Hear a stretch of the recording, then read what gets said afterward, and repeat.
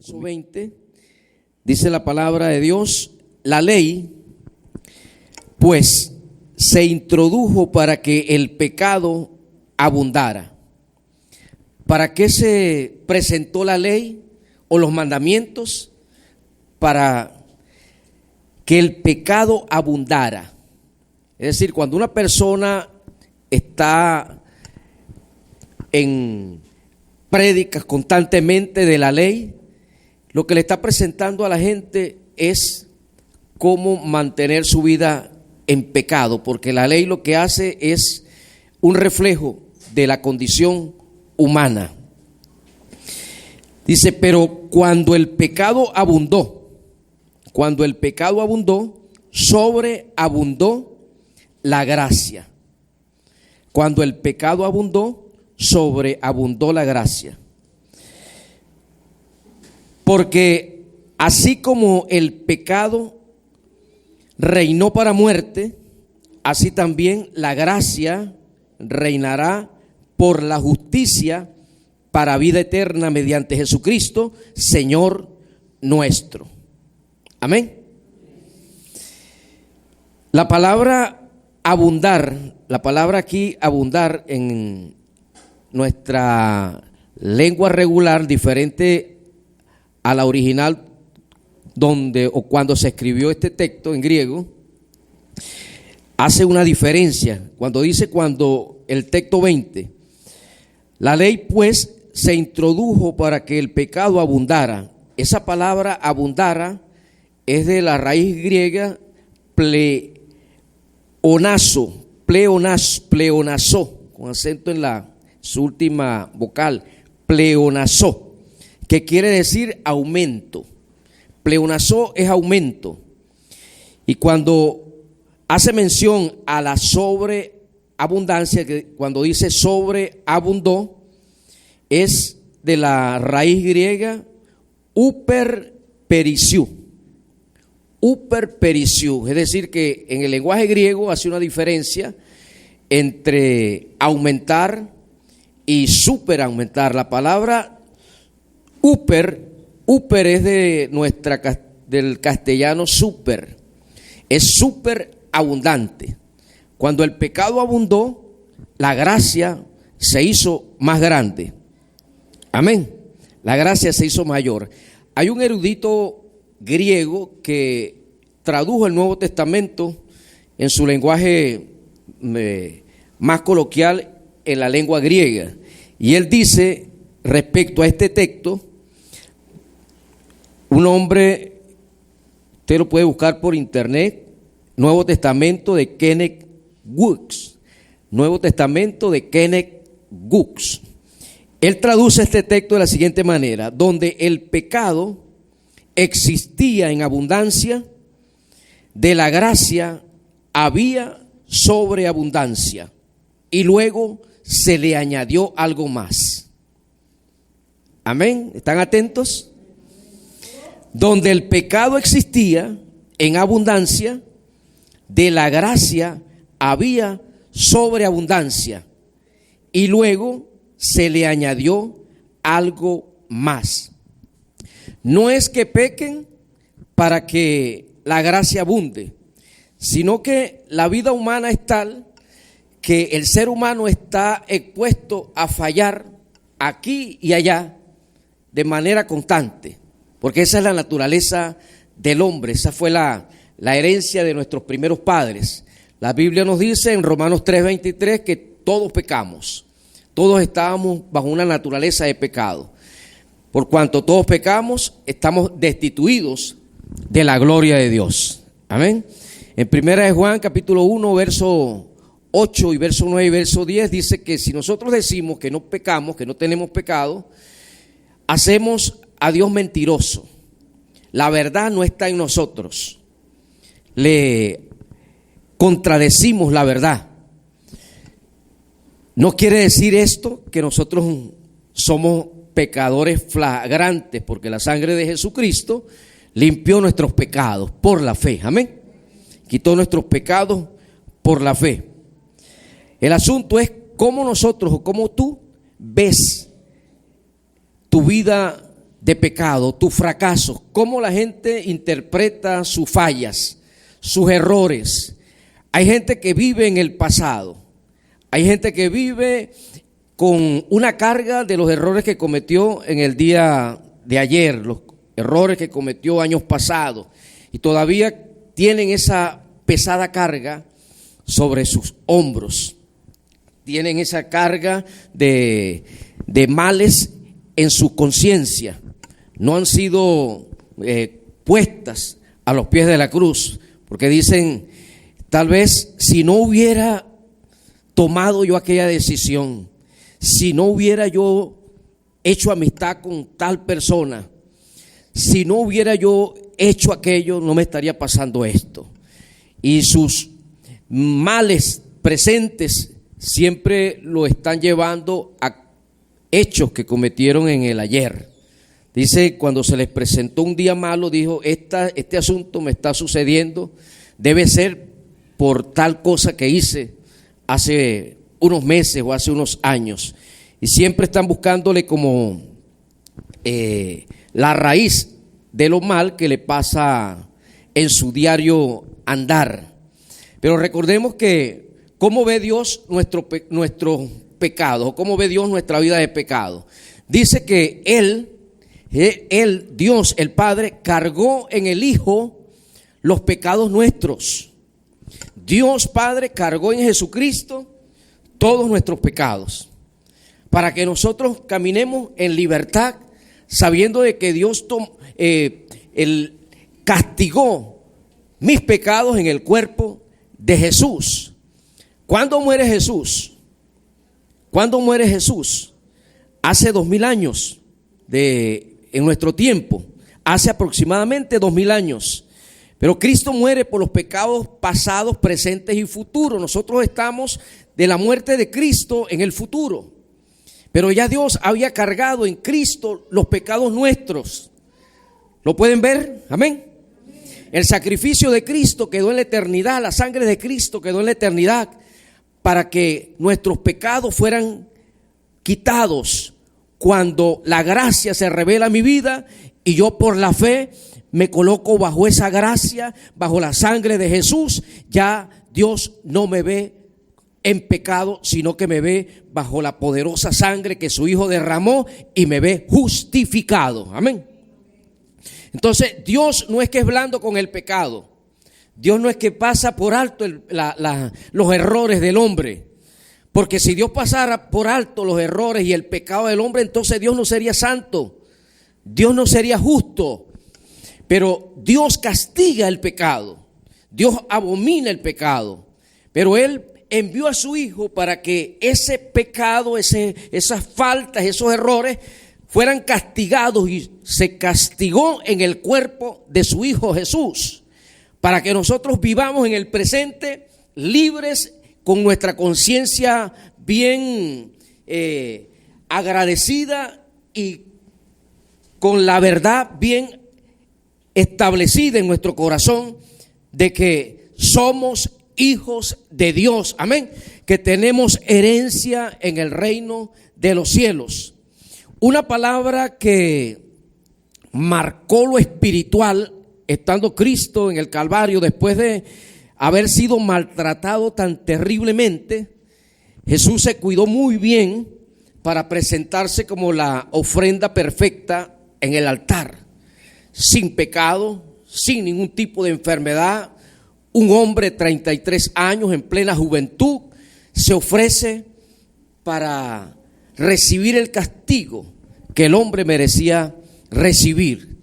Y después de haber derramado, después de estar ya agotado en aquella cruz, pudo expresar, sabiendo de que ya su obra había sido terminada, el plan para el cual había sido enviado se cumplió.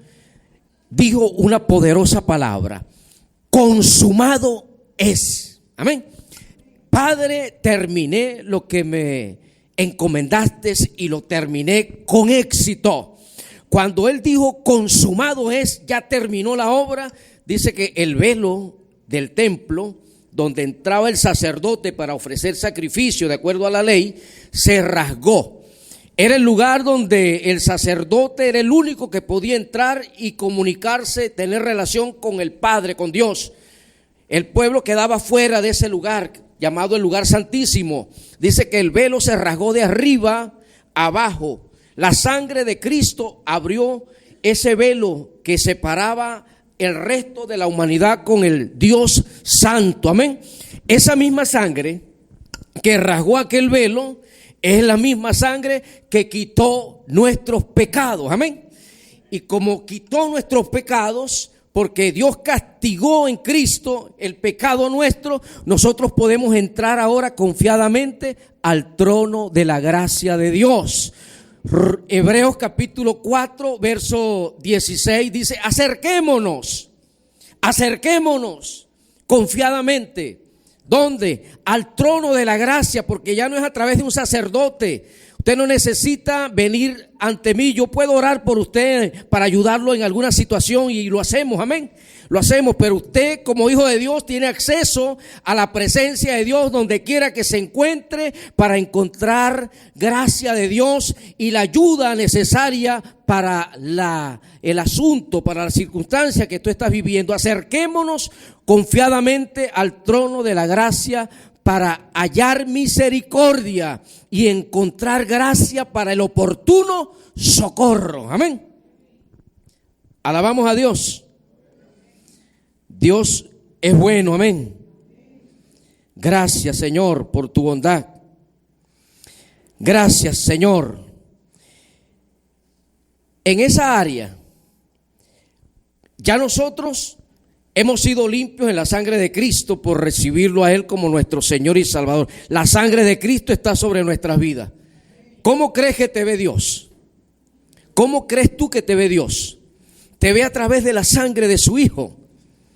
Con errores, con pecados todavía, que cometes alguna falla aquí y allá, pero Él te ve bajo la sangre de Cristo. No estamos pecando deliberadamente, pero como ser humano, la persona falla, ofende en alguna o en palabra o en algún hecho ofendemos. Pero sobre nuestras vidas está la sangre de Cristo. Es por eso que Dios nos da el modelo del Padre Nuestro, para que en el modelo del Padre Nuestro nosotros en el centro está el pedir perdón, porque a veces cometemos algún error y no nos damos cuenta.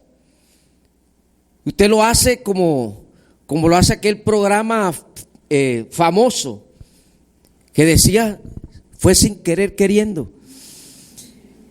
Pero cometemos errores, todos ofendemos de una o de otra forma. Por eso Dios nos dice: Señor, perdona las ofensas que hoy cometí y perdono al que me ofendió, porque tenemos que vivir con un corazón libre de odio y de rencilla y limpios, con una conciencia limpia en la presencia de nuestro amado Señor. Ahora bien, en esa área, cuando nosotros venimos a Cristo, cada quien trae una forma de vivir diferente. Cada quien tiene una vivencia o ataduras. Pues en esas áreas de pecado, donde el enemigo domina, donde el enemigo gobierna todavía, allí llega la gracia de Dios. Amén.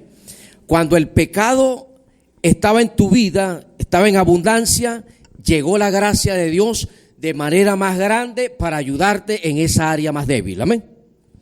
No quiere decir que vas a seguir pecando para que la gracia siga derramándose, sino que la gracia llega de una forma mayor para fortalecerte en eso que hoy o cuando comienzas en la vida cristiana es muy débil y no puedes gobernarte, sino que te gobierna a ti.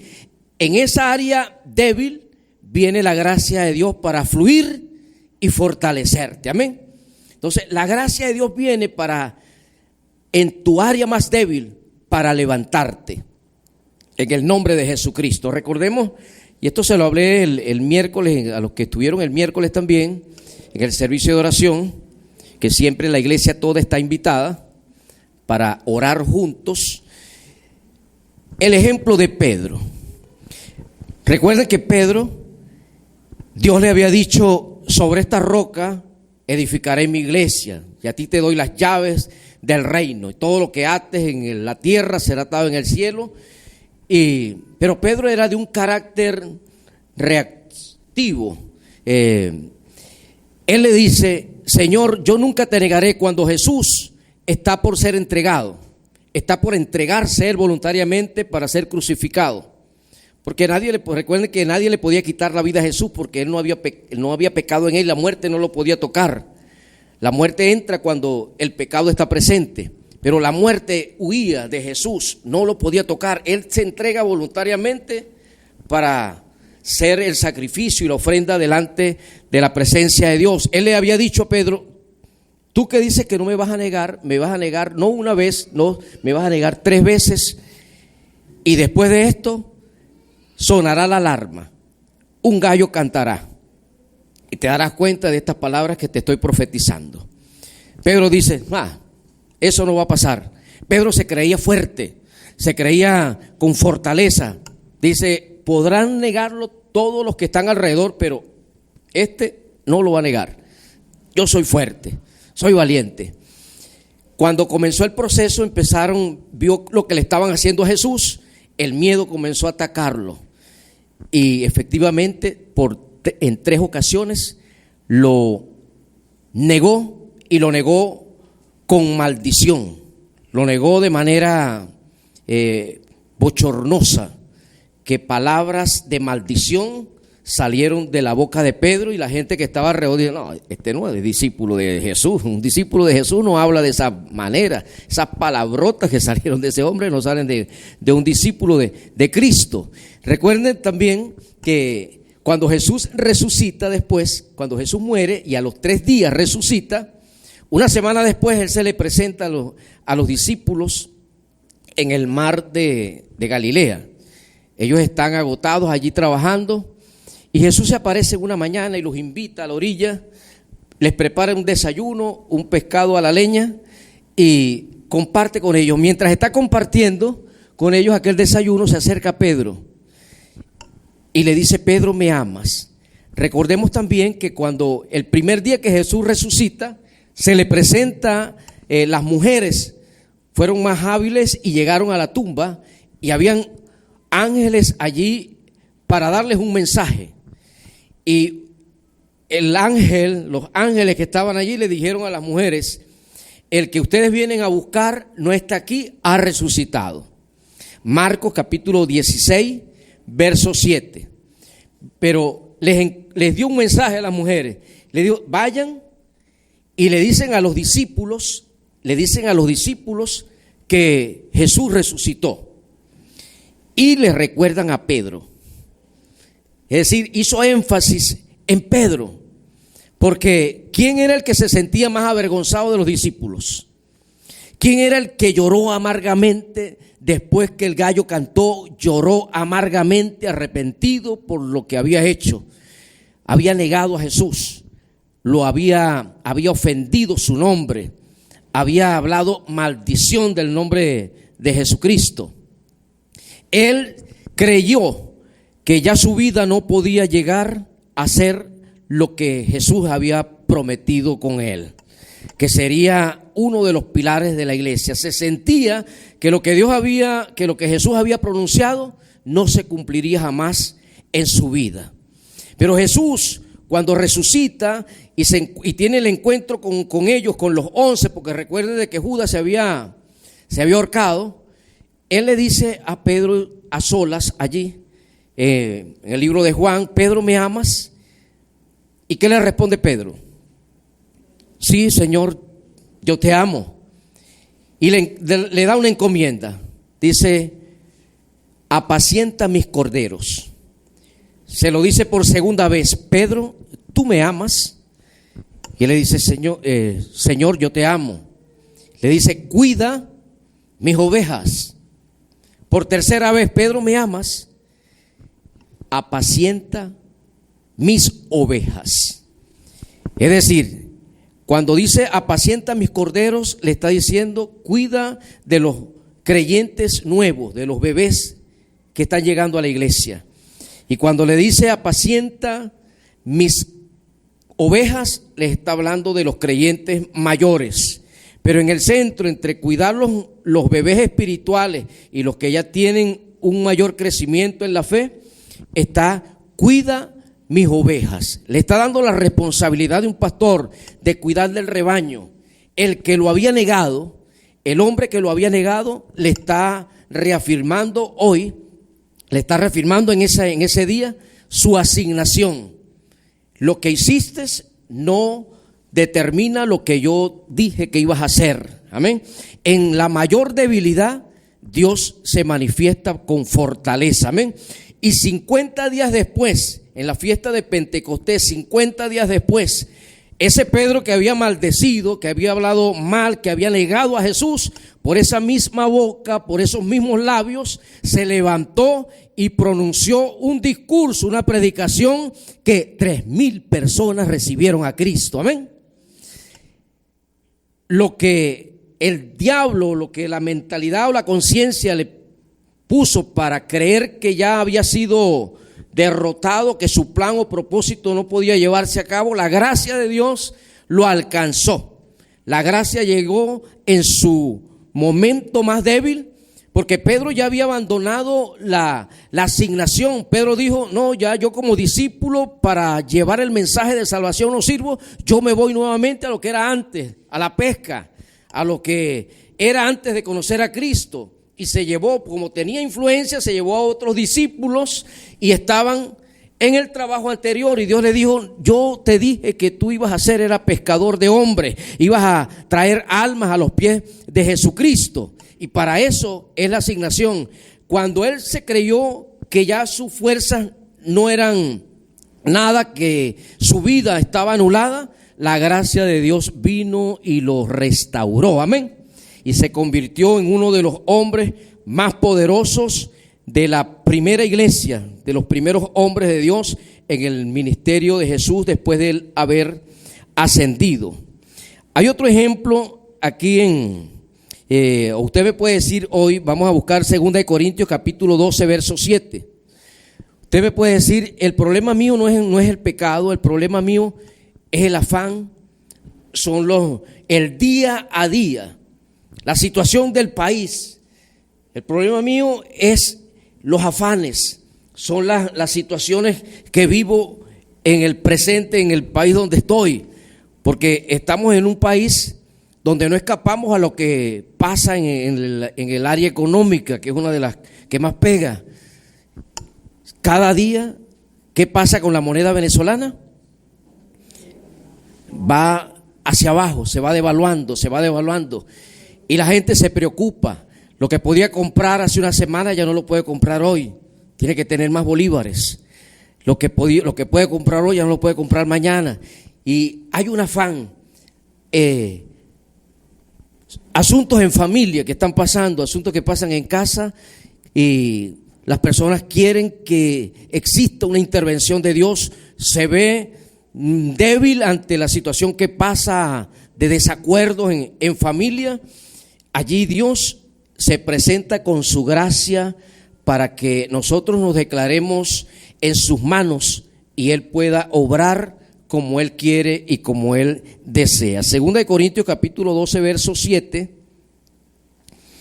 dice: y para que la grandeza de las revelaciones no me exaltara, este es Pablo escribiéndole a los Corintios, y para que la grandeza de las revelaciones no me exaltara, me fue dado un aguijón en mi carne, un mensajero de Satanás, que me abofetee para que no me enaltezca. ¿Saben que Pablo tenía una gracia tan poderosa? Venía levantando, estableciendo iglesias donde Pablo se presentaba. Muchas personas, cientos de personas recibían a Cristo. Venía rescatando gente de las tinieblas a la luz. Venía trayendo gente a los pies de la cruz. Venía salvando muchas personas. Y tenía una revelación extraordinaria de los fundamentos del reino, que hasta hoy nos edifican a nosotros como iglesia. Y este mensajero, a diferencia de lo que muchos han pensado también, como yo también lo pensé en un tiempo, era una enfermedad en la vista, una enfermedad en su cuerpo. Dice que era un mensajero de Satanás que le hablaba más bien, creo yo, en este tiempo. Era un mensajero que le colocaba ideas a los legalistas, que le colocaba ideas a los que contradecían la fe de Cristo y atentaban contra su vida, lo abofeteaban prácticamente, literalmente, lo golpeaban, le pegaban con vara, lo dejaban muchas veces como muerto. Y Dios dijo, oye, él le dijo a Dios, Señor, quítame este asunto.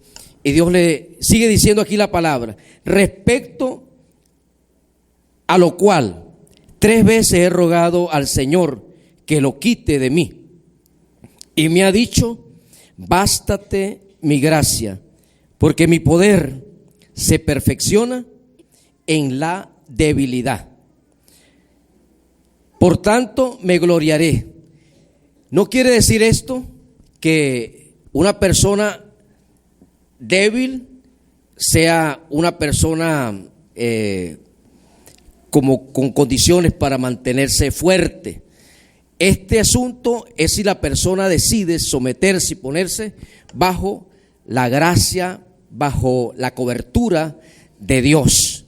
No es toda persona débil. Dios siempre actúa, su gracia sí viene para al área más débil de la persona para levantarlo. Pero aunque está disponible para todos, no todos se exponen a ella, no todos se someten a recibir la gracia de Dios y agradecerla en medio de las situaciones que atraviesan. Sigue diciendo la palabra en el verso 9, verso 10. Por lo cual, por amor a Cristo, me gozo en las debilidades, en insultos, en necesidades, en persecuciones, en angustias. Recuerde que la palabra angustia viene de la palabra, se deriva de allí la palabra estrés. Una persona estresada es una persona que está en angustia.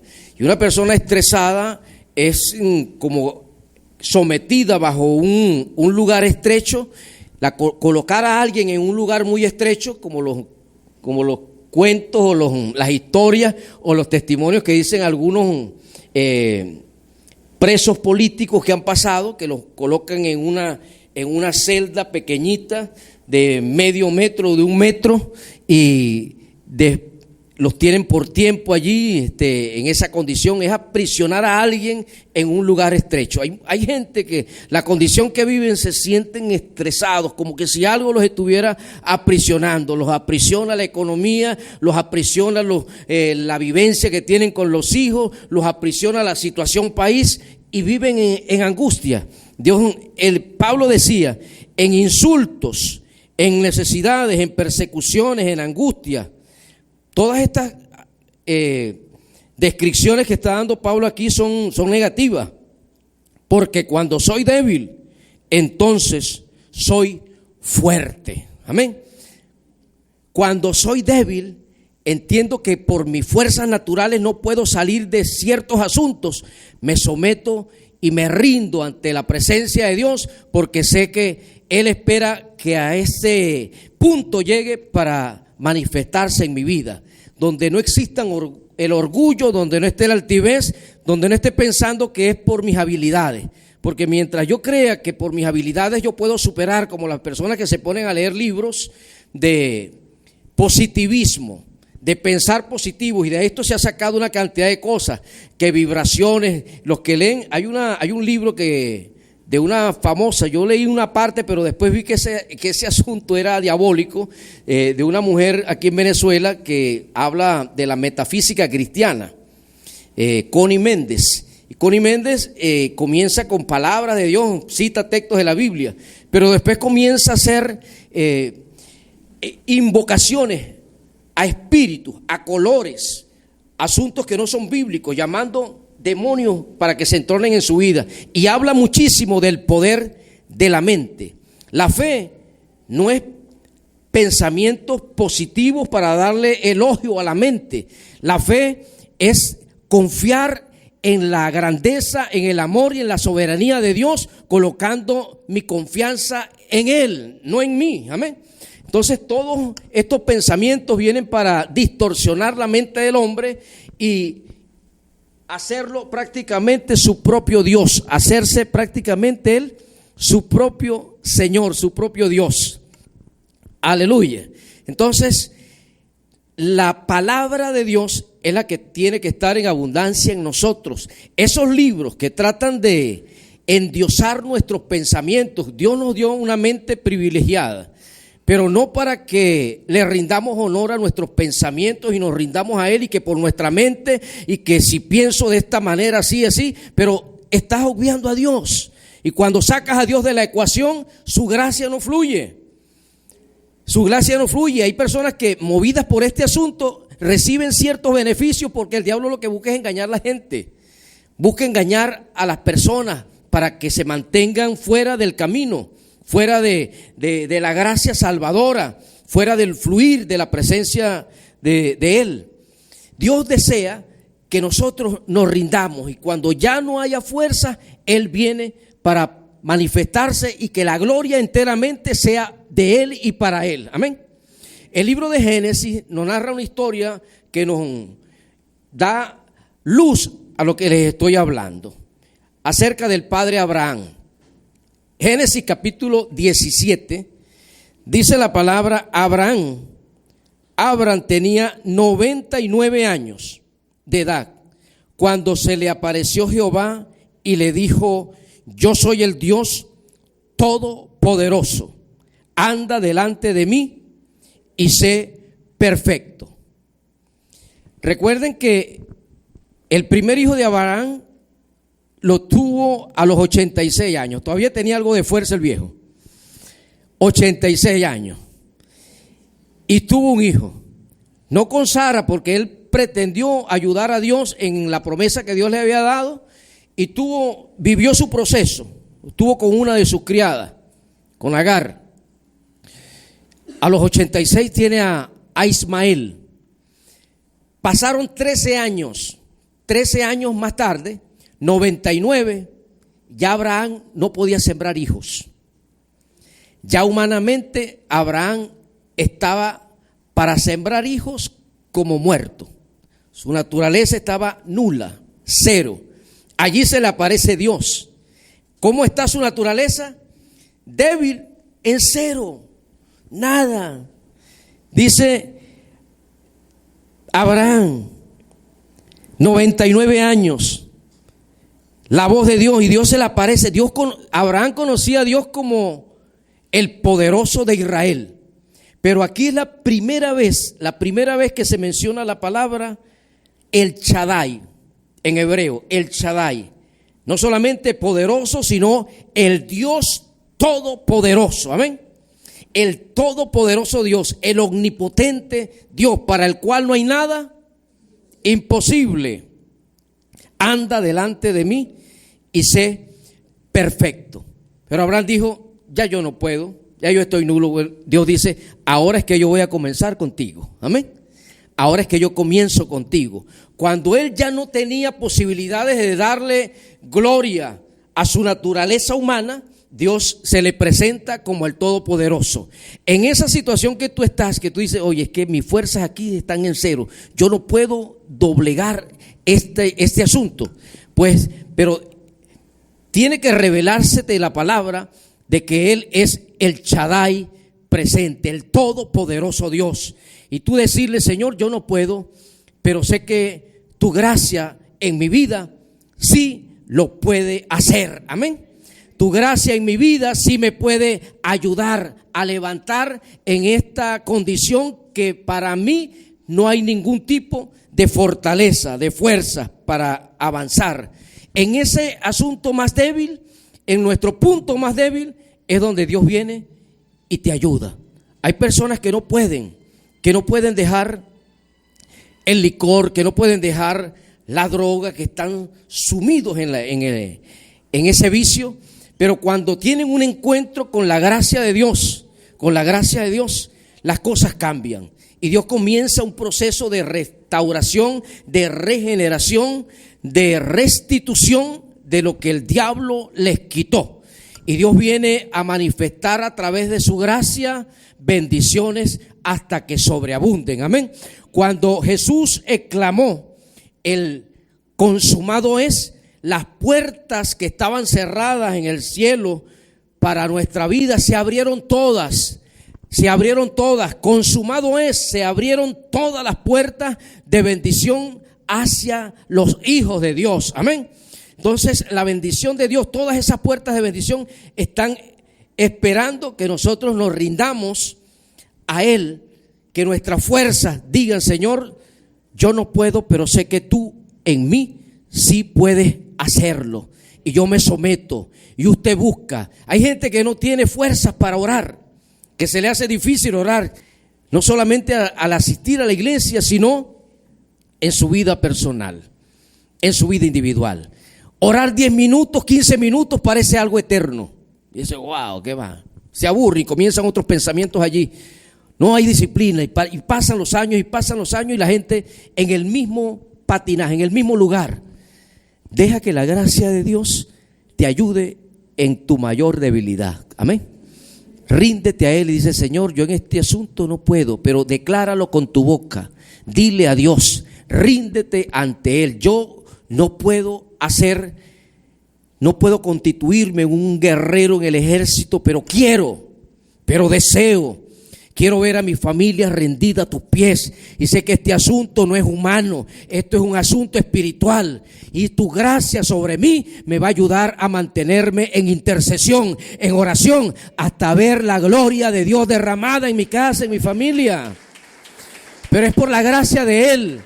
No es porque usted diga: es que yo oro tanto, y mi familia llegó porque yo oro 8 horas todos los días.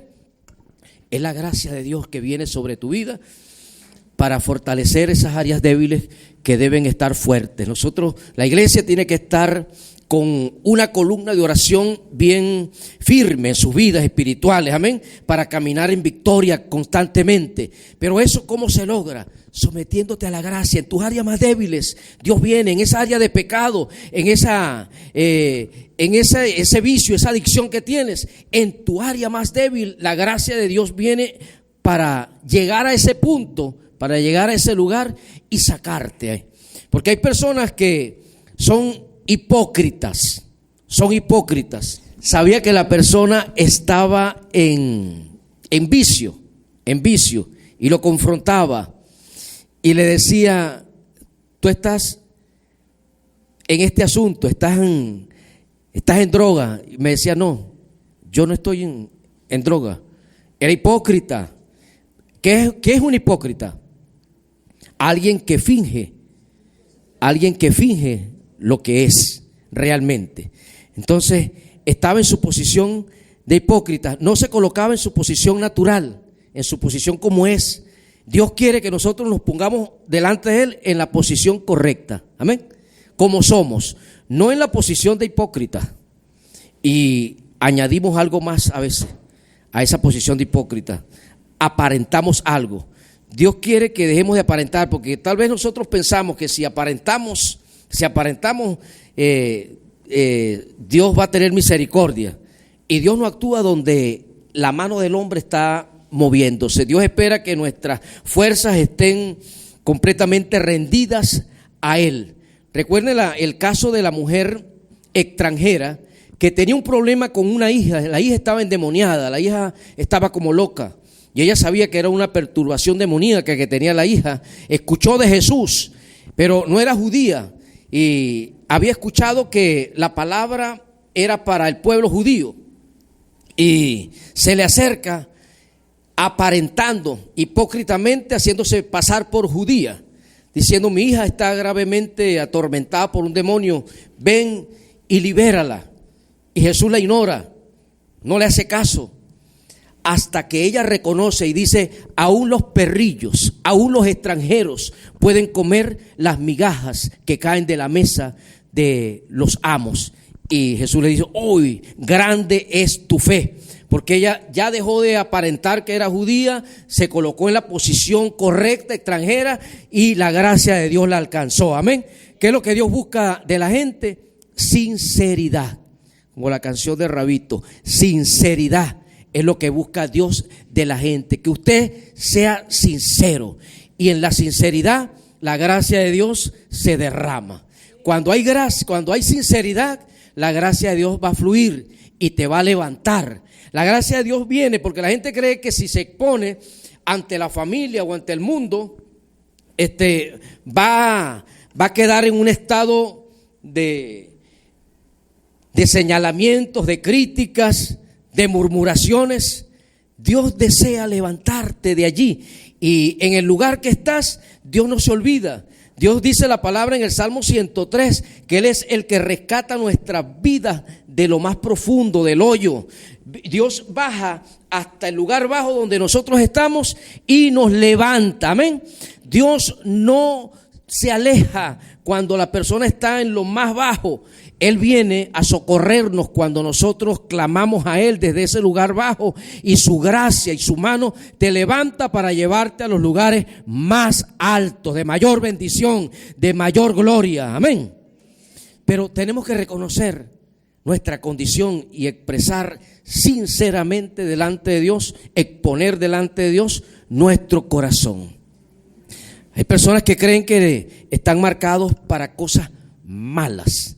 Hay personas que tienen temor, viven con temores del pasado y no se atreven a seguir adelante con ciertas decisiones. Hay personas que han fracasado en noviazgos o que han fracasado en un matrimonio y ya tienen temor de otra nueva relación, porque creen que ya eso no va a poder. En el área más débil, si la gracia de Dios tú le das el lugar, va a intervenir y te va a sacar. Amén.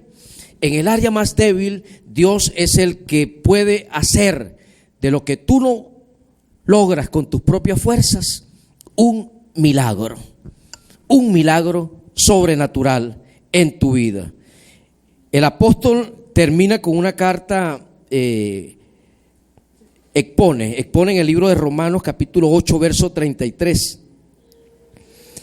Capítulo 8 verso 33 en adelante dice: ¿quién acusará a los escogidos de Dios? Dios es el que justifica. Amén. Nosotros hemos sido justificados por la sangre de Cristo.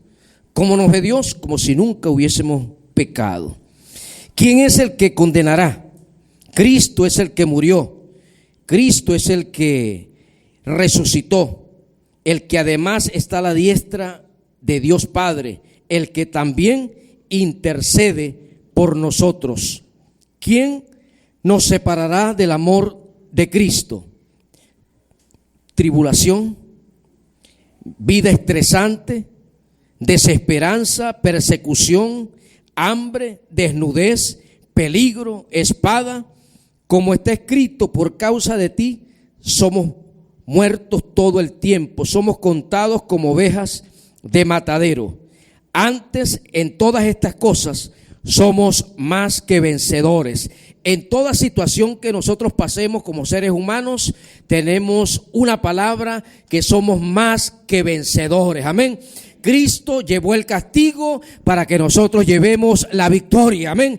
Cristo llevó los horrores para que nosotros llevemos el triunfo en nuestro presente. Nada nos puede separar del amor de Dios, por lo cual estoy seguro de que ni muerte, ni vida, ni ángeles, ni principados, ni potestades, ni lo presente, ni lo porvenir, ni lo alto, ni lo profundo, ni ninguna cosa creada nos podrá separar del amor de Dios que es en Cristo Jesús, Señor nuestro. Amén, amén, amén.